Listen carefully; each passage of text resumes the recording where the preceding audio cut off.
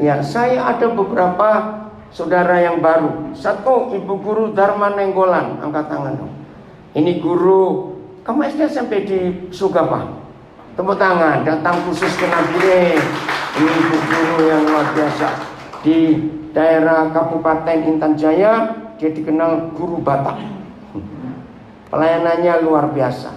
Lalu Arif Rahman Hakim, dia Muslim, master. Yang sana dong video, ayo Arif kamu berdiri.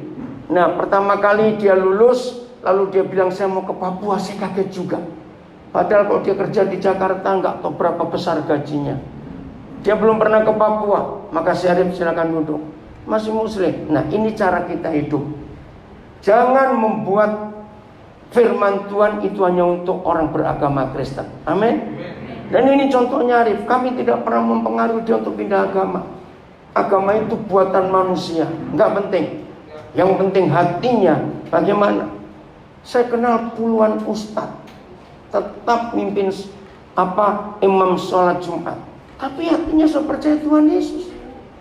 Saya ketemu mereka, istri mereka semua luar biasa. Maka itu kita nggak boleh fanatik bodoh-bodoh. Maka itu orang-orang paling jadi dunia orang beragama yang merasa hebat.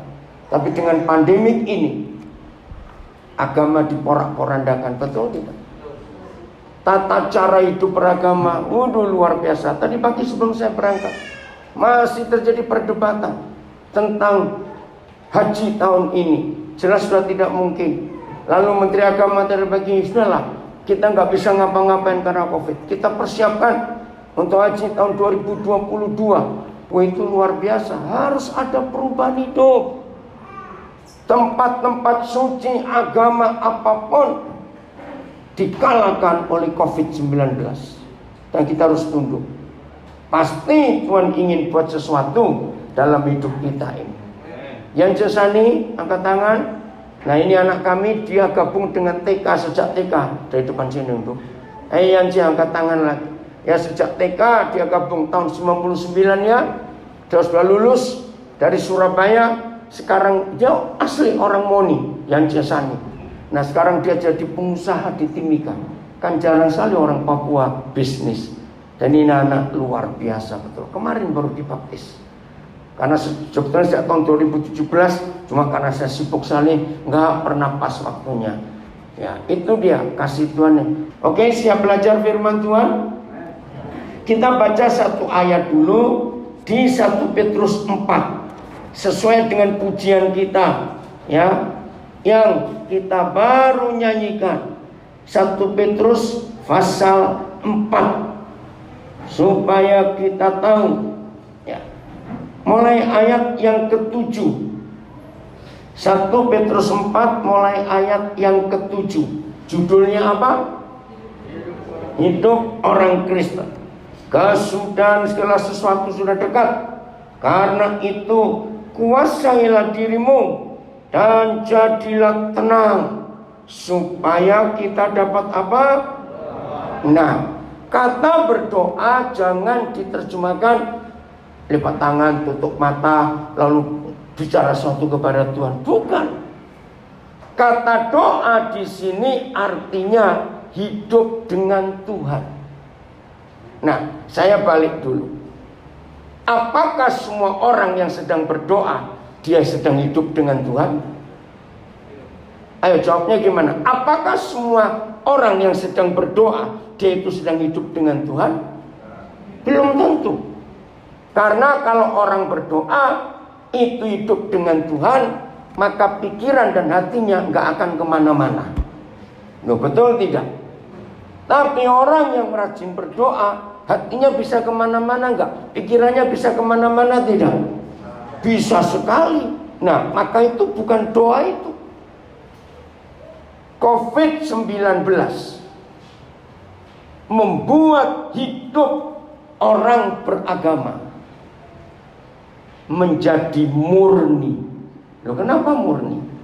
Karena selama ini semua aktivitas ibadah kita itu kan dilihat oleh orang.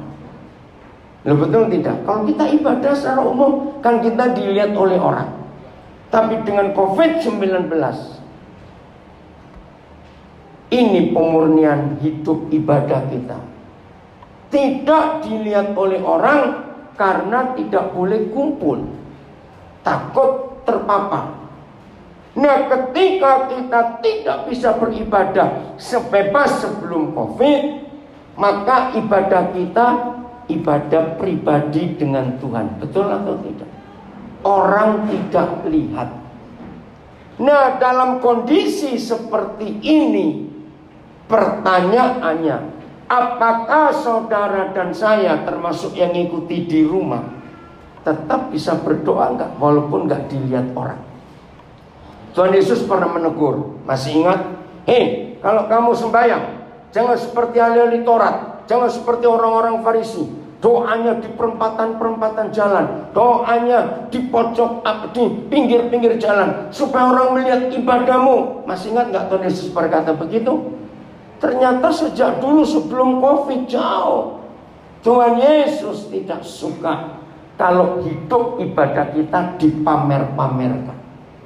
Bahkan ketika dia melarang orang murid-muridnya puasa, hei, kalau kamu melakukan ibadah puasa, cuci wajahmu, minyakin rambutmu, supaya orang tidak melihat sepertinya kamu sedang kelaparan dan kehausan. Itu keren sekali loh. Betul?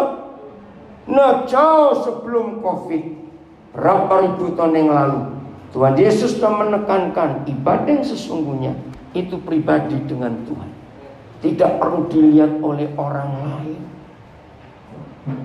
Maka itu firman ini jelas, kesudahan segala sesuatu sudah dekat. Kita nggak tahu kapan terjadi. Secara fakta banyak kita dengar. Ya, kita bersyukur di Nabire tidak separah di daerah-daerah lain di Indonesia. Ada orang yang meninggal karena COVID. Tapi kalau kita dengar di banyak tempat, minggu lalu masih sehat, tidak ada apa-apa. 3 hari kemudian dinyatakan COVID terus meninggal. Nah, itu loh, artinya kesudahan salah satu sudah dekat dalam situasi seperti ini. Dan Tuhan minta 1, nggak minta 2, nggak minta 3. Dia nggak bilang hitunglah duitmu. Nah, begitu atau tidak? Loh, saya tanya, ya atau tidak? Tidak. Yang Tuhan minta apa? Loh, lihat ayat ini loh, saudaraku. Dia minta apa? Karena itu, nah, kuasailah dirimu. Apa kata lain? Dan jadilah tenang. Ayo, apa kata lain? Dan jadilah tenang. Apa? Kok susah bener.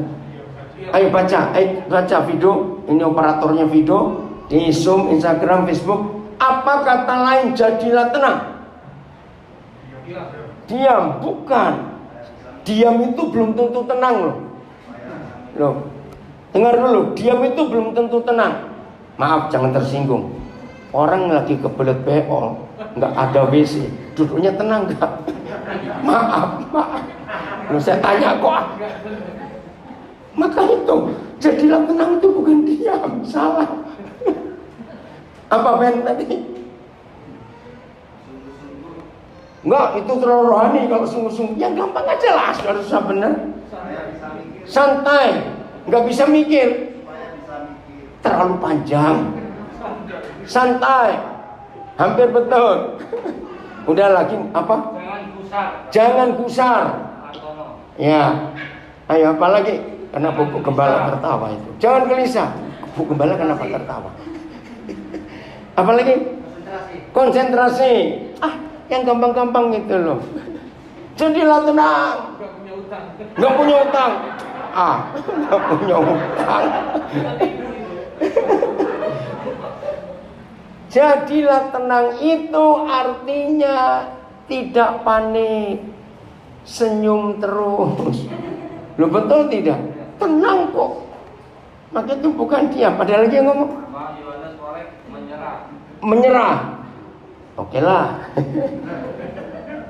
Pokoknya gini loh saudara, tidak terpengaruh oleh apapun. Apalagi? Jangan takut, jangan khawatir.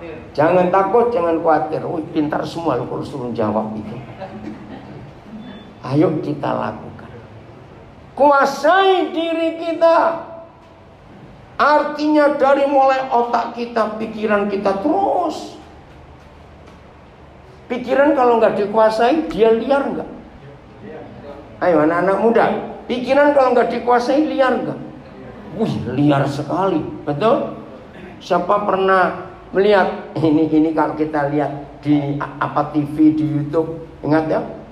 Pas hari raya kurban, hari raya haji, ingat ada sapi-sapi yang nakal mau disembelih lari. Ya, kalau lihat itu lucu sekali ya, sapi aja ngerti. Nah, liar sekali. Pikirannya kok gak ditalukan, liar sekali. Jawabnya atau tidak? Kita diam di nabire. Maka itu jadilah jadilah tenang, bukan diam. Ada orang berjam-jam duduk di nabire, nggak kemana-mana. Pikirannya bisa sampai Jakarta, Makassar, Amerika. Bisa tidak pikirannya? Nah itu loh, itu nggak tenang walaupun duduk diam. Saya pernah punya istilah begitu. Ada orang yang suka melamun saja. Ada nggak orang suka melamun? Saya tanya, ada nggak orang suka melamun?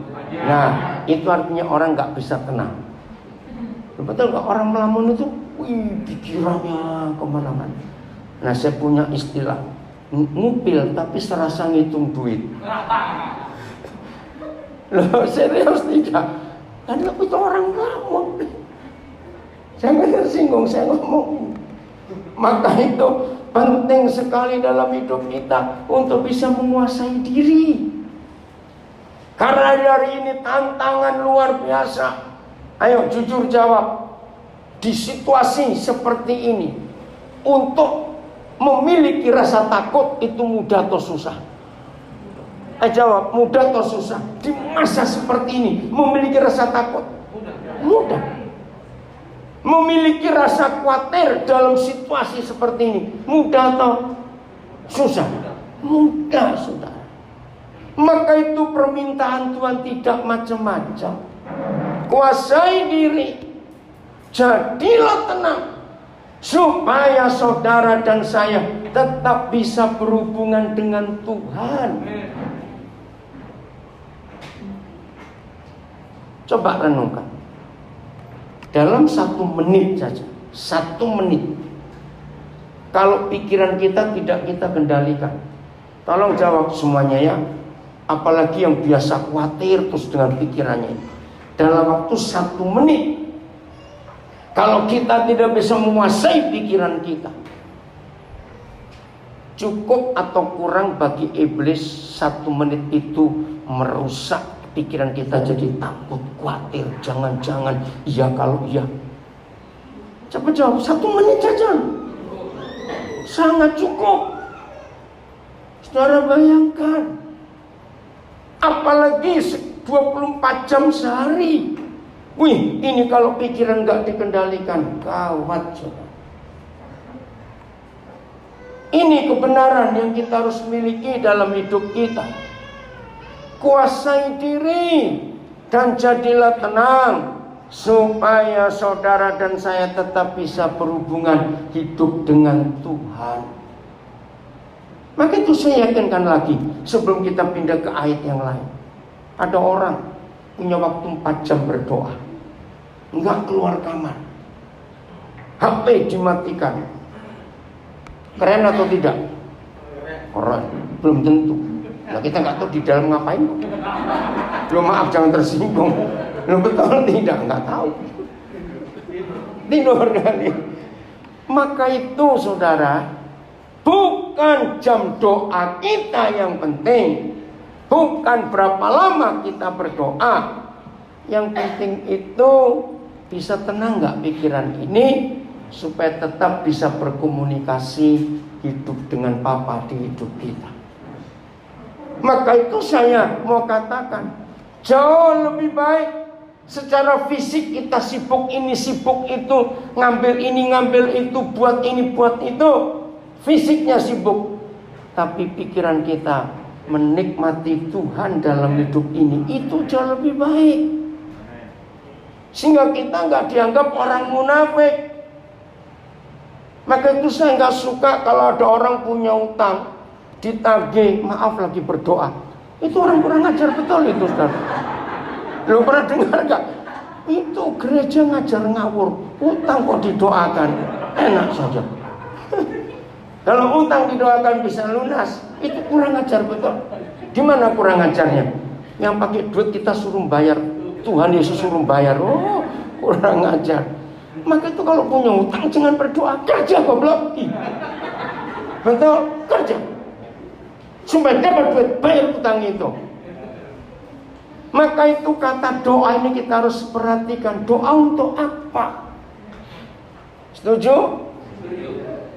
Jadi doa itu bukan diam, tutup mata, lipat tangan, terus kumat kamit. Kita nggak tahu ngomongin apa dia kumat kamit itu. Siapa tahu kumat kamit ngapalin nomor rekening kan bisa juga. Belum maaf.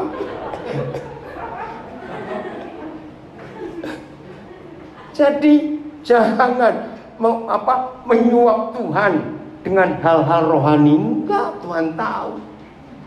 Jadi setuju ya?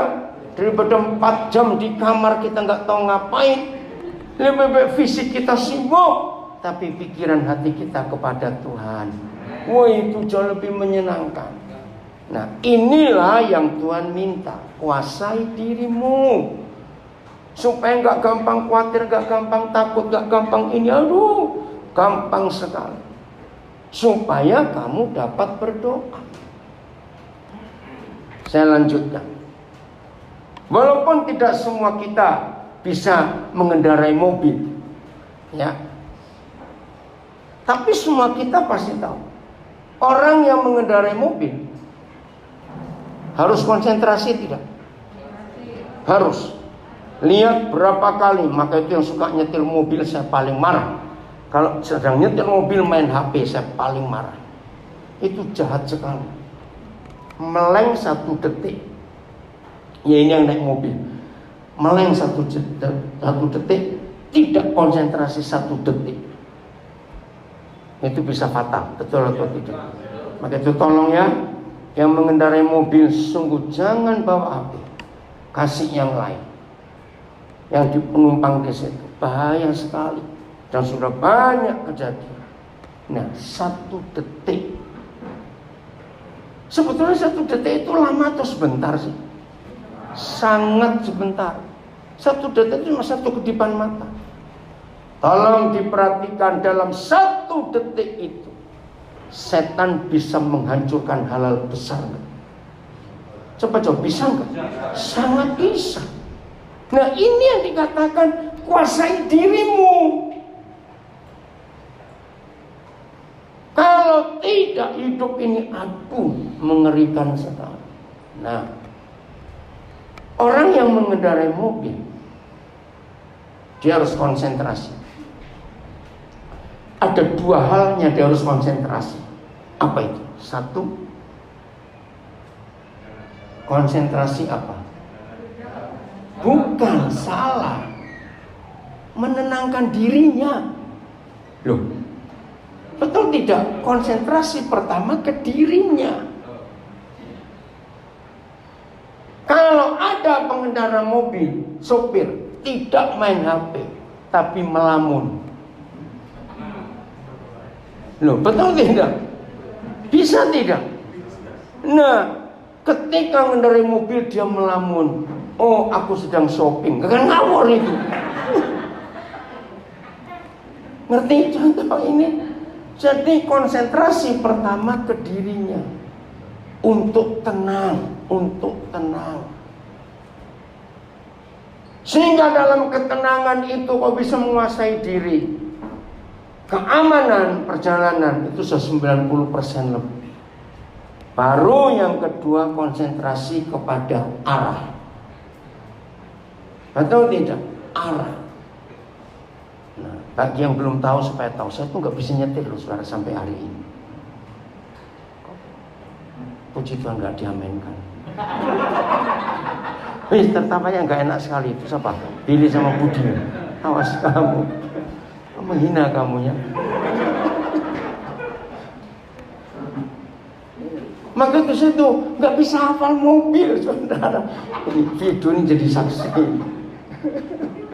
Berapa kali tuh saya keliru masuk mobil orang. Lo serius? Ya, sering tertawa nggak enak sekali ya. Awas kamu. Tanya Pak Beni juga. Jadi saya ini soal mobil bodoh itu, saya nggak tahu kenapa saya ini begitu.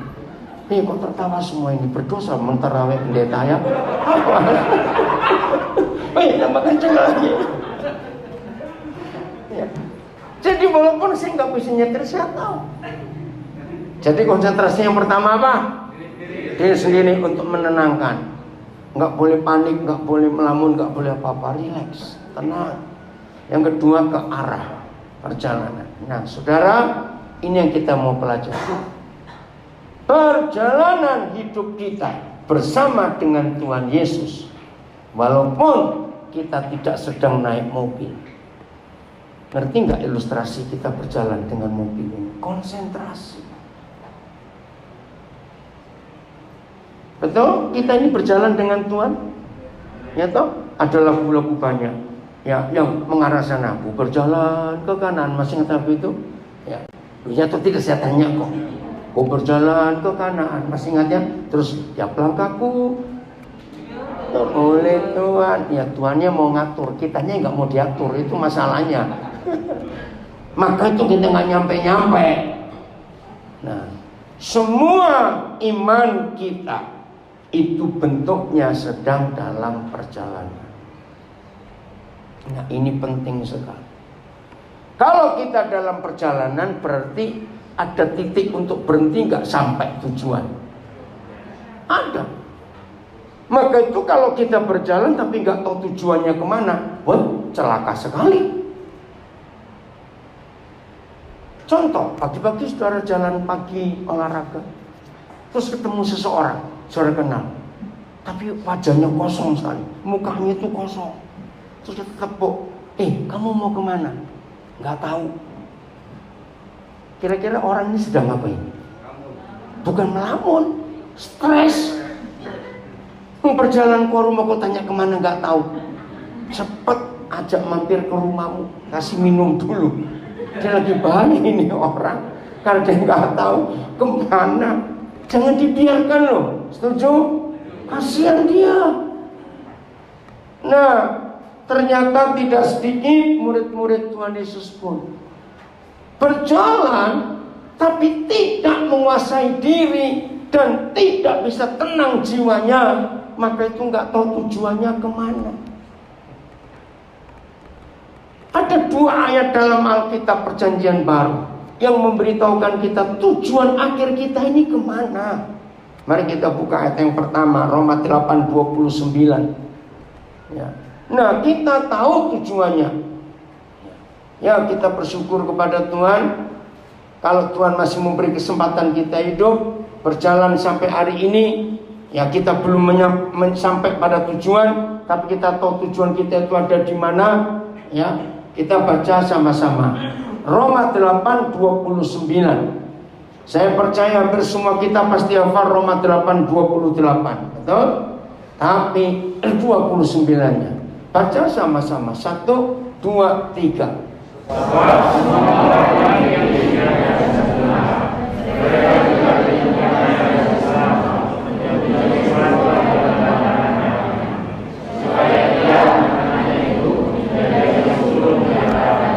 Nah, pelan-pelan. Sebab semua orang yang dipilihnya dari semula. Termasuk kita nggak semua orang itu. Ya, Arif, Papa nggak bicara soal agama. Tetap pada agama, kami menghormati iman Muslim. Tapi ingat Arif, kalau Tuhan bisa bawa kamu sampai ke Nabi, nggak ada yang mempengaruhi. Bahkan dosennya dia, Pak Arini Nubais, yang pernah tinggal di Nabire, itu kaget juga mendengar bahwa mahasiswanya ini ingin ke Nabire. Pak Ari sampai tanya, betul kamu? Betul. Pak Ari bilang, nggak ada gaji lu di Nabire, tetap berangkat. Ini kan luar biasa. Hari berarti betul-betul Tuhan yang memilih kamu. Sebab semua orang yang dipilihnya dari semula. Semulanya itu kapan? Sejak kita masih dalam kandungan. kita juga diapakan? Nah, ditentukannya dari semula, itu artinya tujuan akhir hidup kita. Amin. Ditentukan untuk apa? Ayo baca itu. Ayo, ditentukan untuk menjadi serupa dengan gambaran Yesus Kristus Tuhan. Bukan soal agama, tidak. Ini tujuan akhir kita nanti. Perjalanan kita kadang-kadang enak, kadang-kadang tidak enak, tergantung situasinya. Tapi konsentrasi kita setelah kepada diri kita untuk dikuasai supaya tenang. Lalu lihat jalan. Lihat jalan. Oke? Tujuan kita kemana? Ayo coba yang nyetir mobil, meleng sedikit aja terpancing sesuatu, bisa bahaya nggak itu? Bahaya sekali. Jadi tujuan kita harus tahu bahwa kita ditentukan sejak semula untuk menjadi serupa. Woi anak-anak sudah selesai sekolah minggu, pintar kalian. Duduk yang baik ya, bersama mama papa kalian. Oke, ayat kedua, 1 Yohanes 3 ayat 2. 1 Yohanes 3 ayat 2. Kita lihat. Nah, inilah dua ayat yang begitu jelas apa tujuan akhir hidup kita, garis finish kita itu di mana. Ayo baca 1 Yohanes 3 ayat 2. 1, 2, 3. Saudara-saudaraku yang terkasih, sekarang kita adalah anak Tuhan, dan itu nyata apakah kita tahu. Apakah kita tahu bahwa apabila Kristus menyatakan dirinya, kita akan menjadi sama seperti Dia, sebab kita akan melihat Dia dalam keadaan yang sebenarnya. Ibu gembala sama 3 anak itu mau kemana? Apa? Cepat, nggak boleh putus firman Tuhan. Ayo, awas ya, turun kemana berempat itu. Saudara perhatikan firman ini. Begitu saudara dan saya percaya kepada Tuhan Yesus, sejak detik itu kita adalah siapa? Ayo, kita adalah anak-anak Bapa di surga. Jelas, tidak ragu-ragu. Setelah kita mengambil keputusan untuk percaya. Tapi aneh. Tapi belum nyata keadaan kita nanti. Bagaimana cara kita mengerti ayat ini? Paling gampang. Lihat hidup semua bayi. Bayi-bayi itu tidak diragukan anaknya 2 orang itu. Apalagi kalau kita menyaksikan sendiri waktu dia lahir, atau kita kunjungan setelah bayi itu lahir. Betul tidak? Loh ya atau tidak, saya tanya kok. Tahu toh itu anaknya siapa? Tapi pertanyaannya, yang punya anak pasti lebih ngerti. Yang belum punya anak juga harus ngerti. Wajah bayi itu sering berubah-berubah enggak? Nah, ini ayatnya. Saya juga heran ya. Kenapa wajah bayi itu bisa berubah-berubah? Loh, betul atau tidak saya tanya kok? Itu rahasia yang bisa menjawab hanya 1 Yohanes 3 ayat 2. Sekarang tidak diragukan saudara dan saya setelah mengambil keputusan untuk hidup baru di dalam Yesus, maka kita sah sebagai anak-anak Tuhan. Sah. Tapi kita ini belum jelas seperti siapa. Sama seperti bayi itu. Kadang-kadang bisa mirip papanya, kadang-kadang bisa mirip ibunya, sesekali bisa mirip omanya. Apa jangan mirip tetangganya. Awas. Bahaya itu. Aneh bukan bayi-bayi itu? Kenapa ya? Nah, kalimat berikut ini yang menentukan. Akan tetapi, teruskan, kita tahu apa? Bahwa apabila Kristus menyatakan dirinya, stop dulu. Sungguh tidak ada buku psikologi yang bisa menjelaskan kenapa wajah bayi ini bisa berubah-berubah. Inilah satu-satunya tulisan di seluruh dunia. Ternyata tergantung antara papa dan mamanya yang sering dilihat oleh bayi itu. Hebat sekali. Erna, kenapa kamu tertawa kencang sekali? Hei, kamu nunjuk suamimu itu enak aja. Oh, berarti kamu kurang nongol di anakmu, maka itu gak ada mirip kamu, Erna. Itu ada ibu jujur itu di sini. Oh, berarti ketahuan itu mama gak sayang anak itu.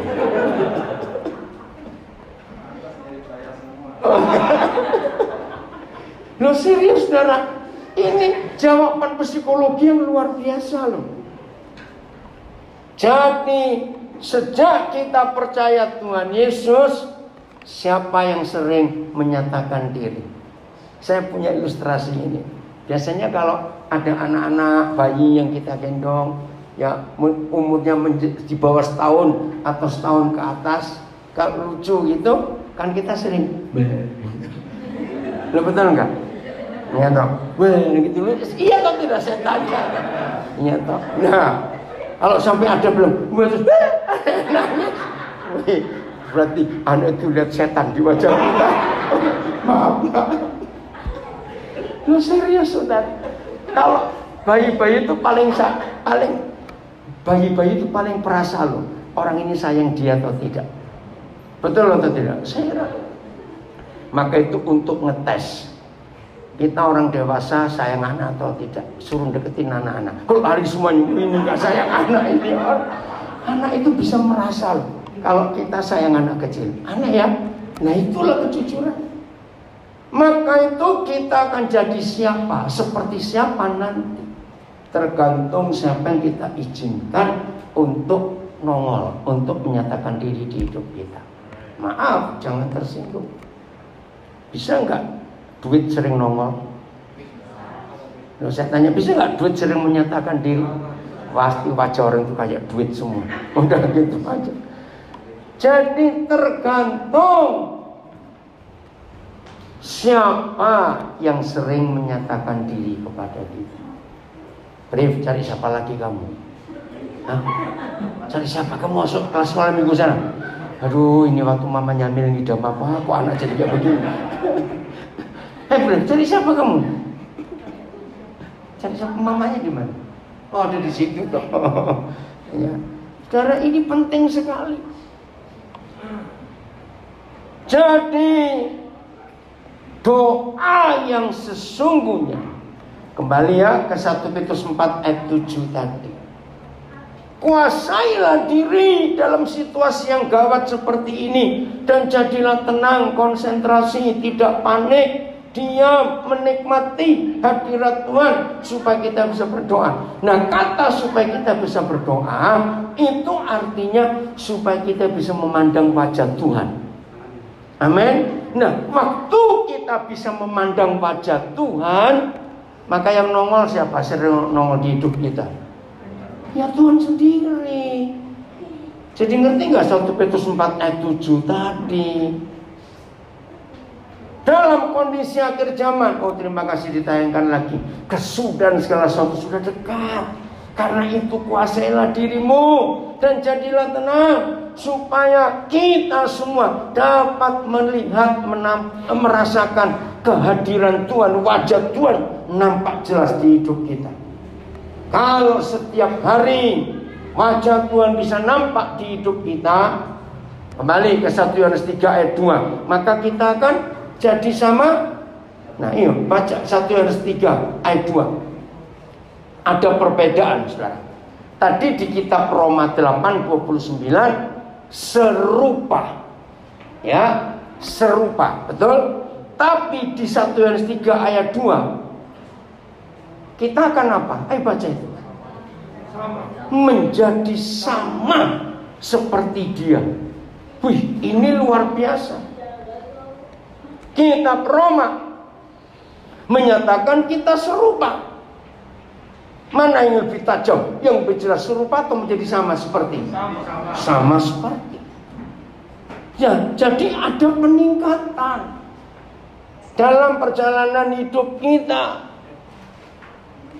Maaf, kalau ada di antara kita di Nabire, dari lahir di Nabire sampai umur sekian nggak pernah keluar Nabire.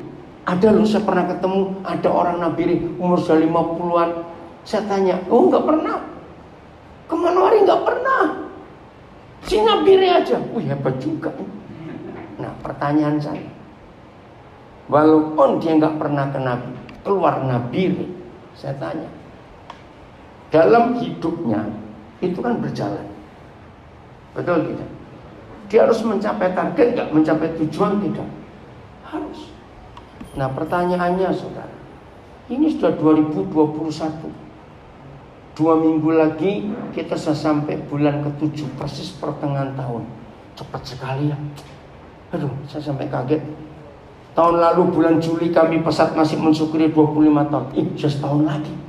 Cepat sekali waktu ini. Nah, pertanyaannya bukan cepatnya, bukan berapa tahun usia kita. Pertanyaannya,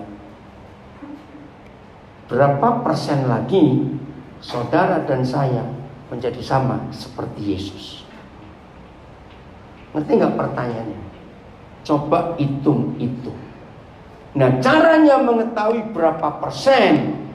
Kenapa Pak Pinin, Pak Pur itu ngomong apa? Nggak apa-apa, ceritakan. 1000%. Berapa persen? Pur, berapa persen? Apa?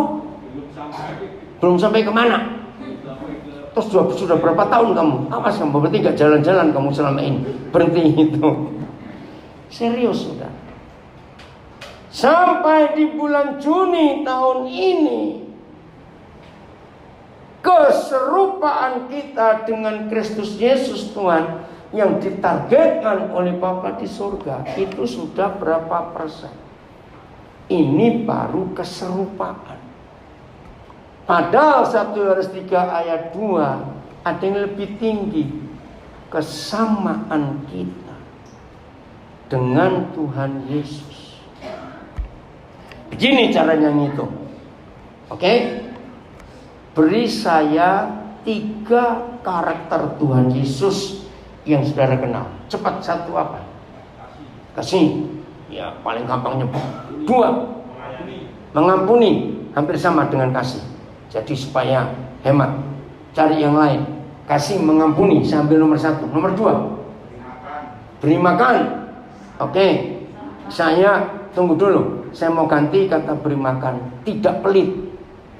Oke, nomor 3, apa Ibu? Sabar, masuk dalam kasih. Ya, jadi dalam kasih, sabar, apa tadi video? Mengampuni. Ya, terus tidak pelit. Nomor 3 belum? Yang di rumah ada yang jawab nggak? Yang ngikutin? Ayo, nomor 3 apa? Ini keterlaluan ini, kami nggak tahu sendiri. Melayani, terlalu rohani, yang gampang aja. Ayo. 1, kasih, mengampuni, sabar. 2, tidak pelit, memberi makan. Nomor 3, cepat, jangan melayani, terlalu rohani, terlalu abstrak. Tanggung jawab. Oke, 1 apa Hernan? Rela berkorban. Oke, saya ambil rela berkorban. Karena tanggung jawab juga abstrak. Nah,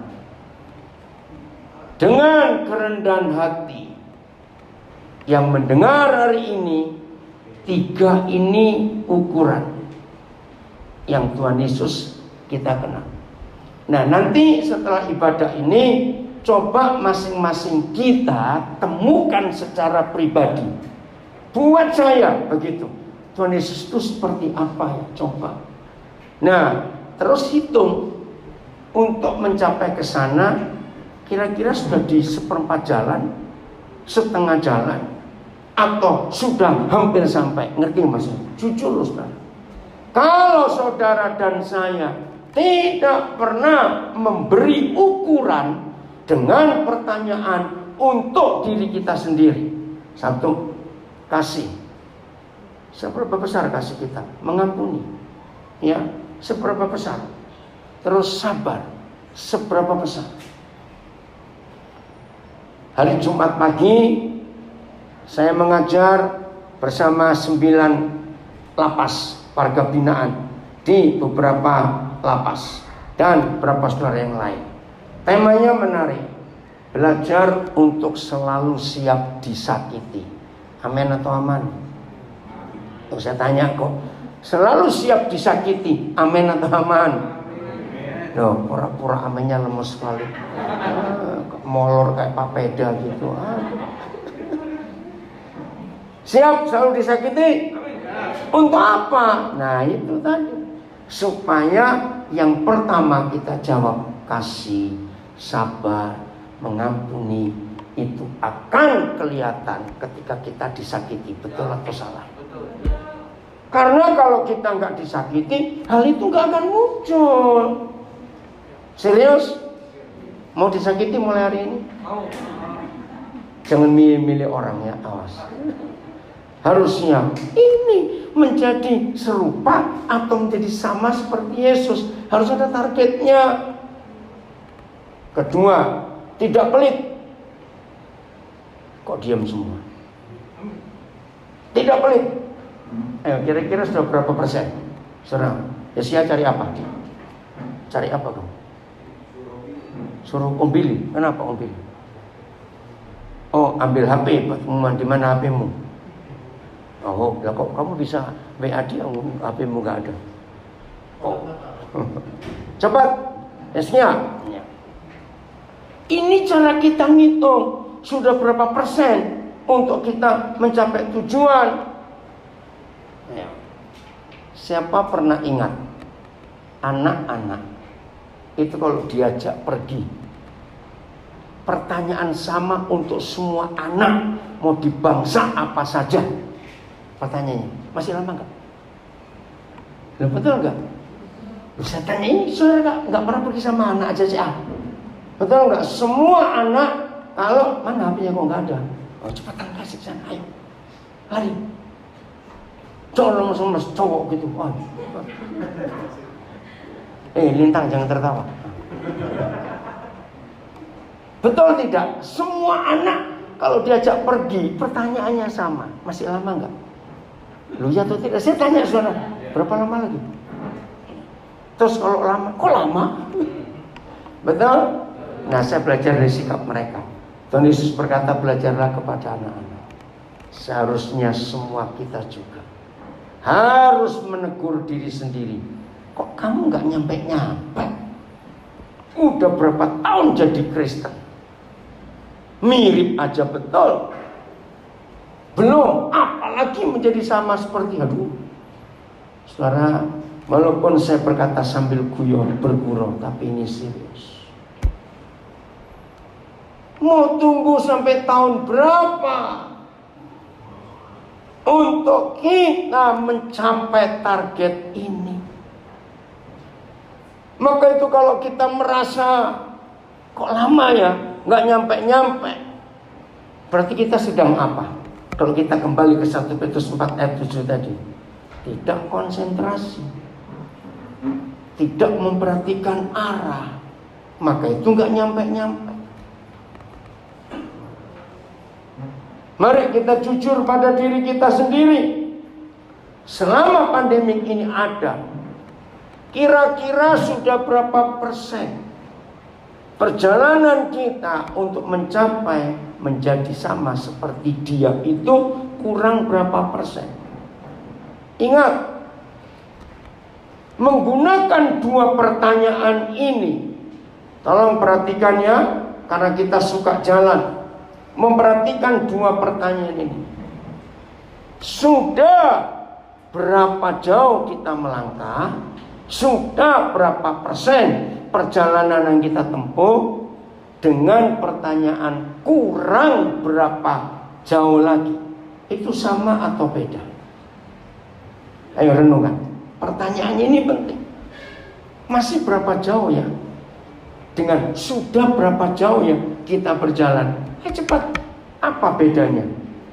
Kalau sudah berapa persen kita melangkah, itu artinya nggak jelas. Pencapaian. Oke, gini aja pertanyaannya. Kita sudah jalan berapa jauh ya? Sudah berapa jauh kita? Ini kurang berapa lagi? Dengan pertanyaan, masih berapa lagi? Kurang berapa lagi? Pertanyaannya, mana yang sudah mendekati tujuan dan mana yang baru berangkat? Ngerti nggak pertanyaannya? Jadi yang mana? Yang sudah mau sampai tujuan, pertanyaannya bagaimana? Bukan, kalau sudah berapa lama baru mulai. Iya, tapi kalau kurang berapa, nah itu sudah mulai dekat. Maka itu jujur pada diri sendiri. Saudara menggunakan kalimat yang mana? Ibu, tolong ibu yang gendong anak, cari yang jendela terbuka. Ini yang baju siapa? Kamu pindah. Iya, pasti anak itu kepanasan. Nah, bukan kamu, Nona, duduk aja, bukan. Yang jendela. Loh, ibu pindah. Ya kasih mamanya sudah. Nah, ibu pindah dekat jendela aja, ibu. Iya, ayo. Jadi penting sekali kita menanyakan ini dalam hidup kita. Untuk mencapai garis finish itu, kita menggunakan kalimat yang mana? Sudah berapa jauh ini kita berjalan? Atau masih kurang berapa lagi? Pikirkan itu.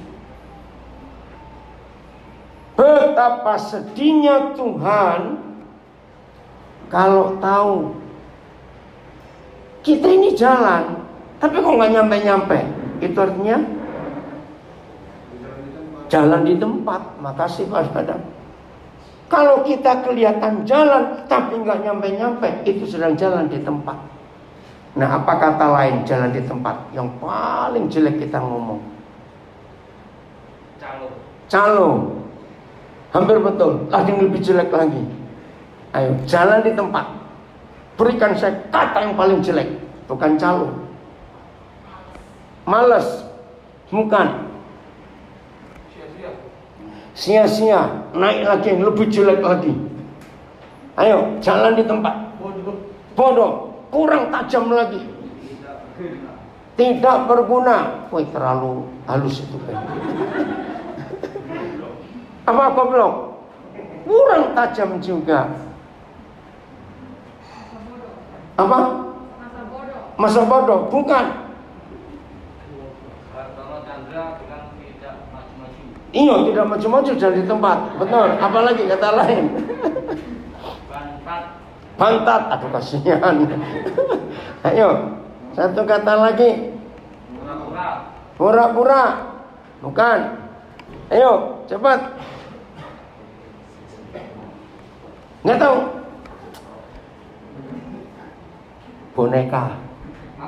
Boneka. Iya kan nggak jalan, dia cuma gitu-gitu aja. Terus lupa. Lain. Ya. Saudara, ayo kita bertobat hari ini. Amin. Jangan jalan di tempat. Kita harus mencapai tujuan. Maka itu kuasai diri. Jangan panik, jangan takut, jangan khawatir. Aduh, situasi seperti ini. Kita harus tahu bagaimana kita melangkah. Ayat yang terakhir. Ayo supaya kita makin serius, makin hari sungguh-sungguh. Pertanyaan-pertanyaan ini harus nyata di hidup kita masing-masing. Oke?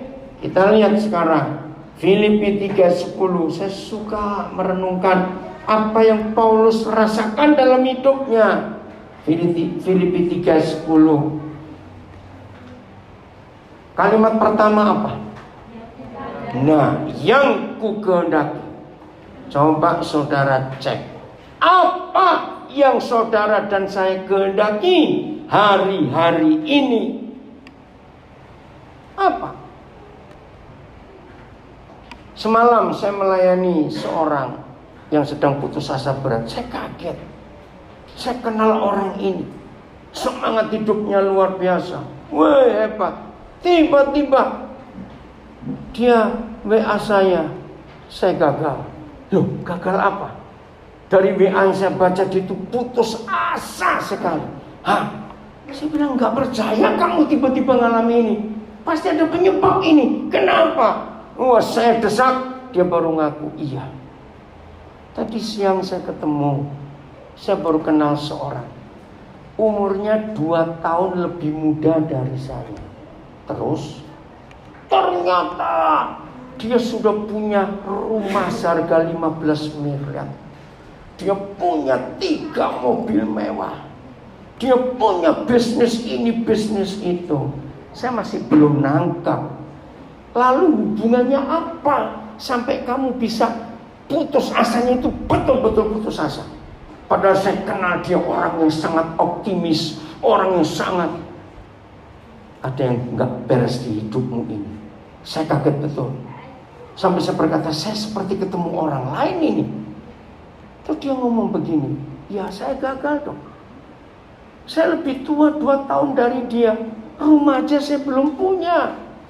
Saya masih numpang. Mobil aja nggak punya.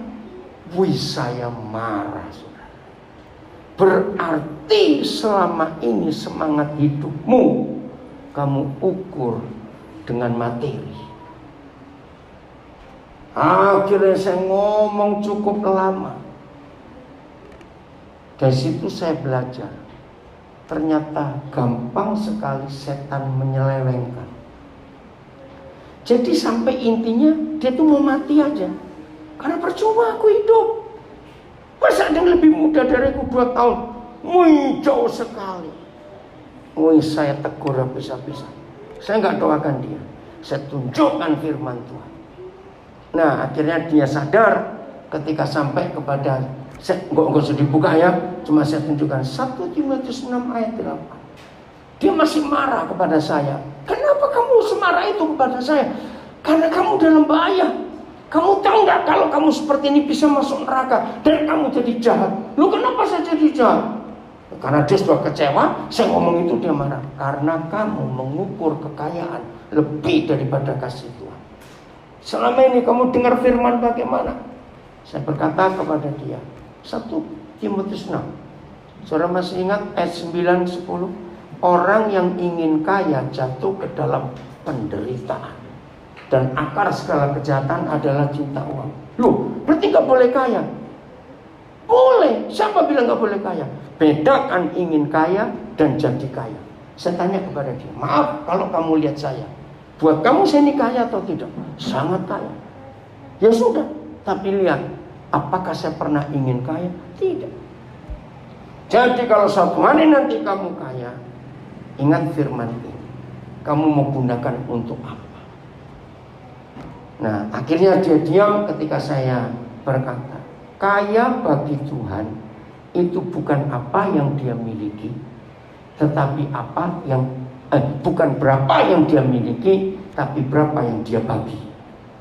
Katakan amin. Di sini dia baru sadar, iya. Orang itu kaya hanya untuk dirinya sendiri. Ya wajar, karena itu memang dunia. Tapi kita harus kaya, bisa memperkaya orang lain dalam hidup. Jelas? Inilah kebenaran itu. Maka itu periksa. Saudara hari-hari ini menghendaki apa? Ayo, tolong drummer jangan main HP, kamu yang dengar firman. Dengerin ini. Periksa apa yang kita kehendaki dalam hidup kita. Nah, jadi orang ini yang dia kehendaki apa? Ayo, apa yang dia kehendaki? Saya ceritakan tadi itu. Ingin kaya. Berarti kamu ingin saingan dengan dia. Nah, kalau kamu ingin saingan dengan dia, berarti sekarang konsentrasimu duit. Dan 1 Timotius 6 ayat 9 dan 10. Kalau konsentrasimu yang kamu kehendaki duit, jujur ada 7 akibat. Saya nggak ada waktu. 7 akibat kehancuran orang yang ingin kaya. Baca nanti di rumah 1 Timotius 6 ayat 9 dan 10. Mengerikan sekali. Tapi terpujilah Tuhan kalau saudara dan saya menghendaki apa? Ayo baca. 1, 2, 3. Yang, ayo baca. Saya ulangi. 1, 2, 3. Yang ku kehendaki ialah mengenal Yesus Kristus dan mengenal kuasa kebangkitannya dan mengenal persekutuan dalam penderitaannya, di mana aku menjadi serupa dengan dia dalam kematiannya. Inilah target perjalanan hidup iman kita. Kok gak amin sih, aduh susah banget. Betul, inilah target perjalanan hidup iman kita. Kaya boleh, silakan, asal tetap Tuhan dipermuliakan. Kalau hidup ini ada, kalau Filipi 3:10 jadi bagian kita. Sungguh saudara, semalam itu saya kaget. Ini orang hebat saya kenal, cinta Tuhan. Firman Tuhan dia kuasai atau menguasai saya nggak tahu, pokoknya hebat. Tiba-tibanya karena ketemu orang yang usianya 2 tahun lebih muda. Nah, buat saya jadi pelajaran. Sebegitu hebat dia mengenal firman, ternyata begitu ada sesuatu yang dia lihat, dia bisa berubah dalam seketika. Saya bilang, untung kamu kontak saya hari ini. Kalau tidak sampai besok bisa ngeri kamu. Kamu bisa meninggalkan Tuhan. Waktu itu aku mau cari kekayaan sebanyak-banyaknya untuk nyanyi dia. Bisa nggak orang seperti itu? Maka itu hati-hati, saudara, jerat iblis. Sampai saya berkata, maaf, dia sering kirim saya, maaf, pendeta-pendeta kaya. Ya, di Instagram ada akun namanya Pastor InStyle. Ingat, kamu sering kirim saya loh. Pendeta-pendeta ini yang kekayaannya, yang mereknya semua. Kamu tahu nggak? Walaupun itu pendeta, tapi kalau dipikirannya hanya ingin kaya, ya jadi seperti itu. Nah, ternyata selama ini kamu nggak tahu penyebab pendeta-pendeta itu bisa, istilahnya kemaruk kalau bahasa Jawa. Ingin punya barang-barang bermerek ini. Mulainya dari ingin kaya itu. Menjadi kaya tidak dosa, tapi ingin kaya itu kejahatan. Bedakan baik-baik. Maka itu kalau saudara bekerja, bukan menambah kekayaan. Tidak. Kalau saudara bisa bekerja dan diberkati Tuhan luar biasa, yang saudara tambah adalah kekuatan untuk mencapai tujuan menjadi sama seperti Yesus. Amin. Tidak ada yang lain. Maka kalau hidup kita seperti ini, hidup ini sungguh luar biasa. Amin. Tuhan memberkati kita semua. Lakukan firman ini dan selalu tanya, ya tepuk tangan dong, gak usah ragu-ragu. Selalu menanyakan siapa yang sering nongol di hidup saya. Haleluya.